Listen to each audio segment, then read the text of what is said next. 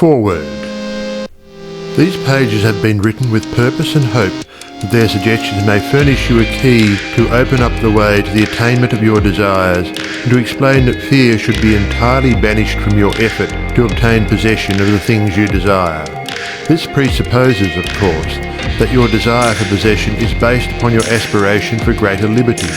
For example, you feel that the possession of more money, lands, or friends will make you happier, and your desire for possession of these things arises from a conviction that their possession will bring you liberty and happiness. In your effort to possess, you will discover that the thing you most and ultimately need is to be, always, not spasmodically, your best self. That self which understands that the mistakes of those you love are simply misunderstandings. Your feeling that greater possessions, no matter of what kind they may be, will of themselves bring you contentment or happiness is a misunderstanding. No person, place, or thing can give you happiness. They may give you cause for happiness and a feeling of contentment, but the joy of living comes from within.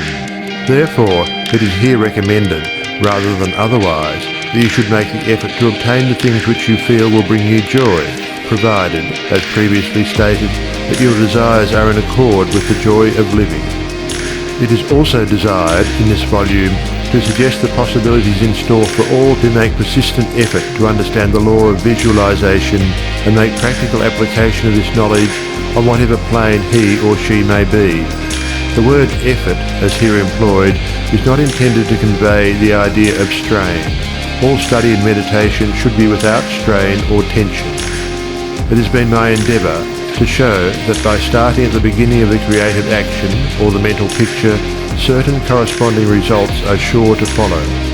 While the laws of the universe cannot be altered, they can be made to work under specific conditions, thereby producing results for individual advancement which cannot be obtained under the spontaneous working of the law provided by nature.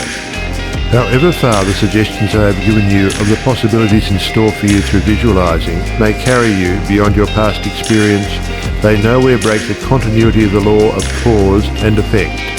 If, through the suggestions given here, anyone is brought to realize that their mind is a center through and in which all power there is in operation, simply waiting to be given direction in the one and only way through which it can take specific action, and this means reaction in concrete or physical form, then the mission to which this book is dedicated has been fulfilled.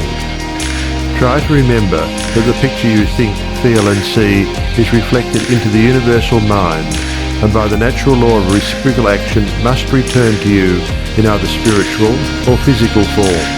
Knowledge of this law of reciprocal action between the individual and the universal mind opens to you free access to all you may wish to possess or to be.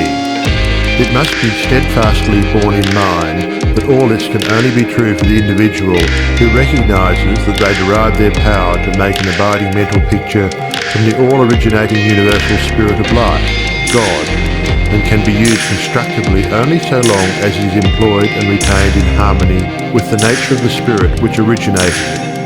To ensure this, there must be no inversion of the thought of the individual regarding their relationship to this universal originating spirit, which is that of a son or daughter, through which the parent mind acts and reacts.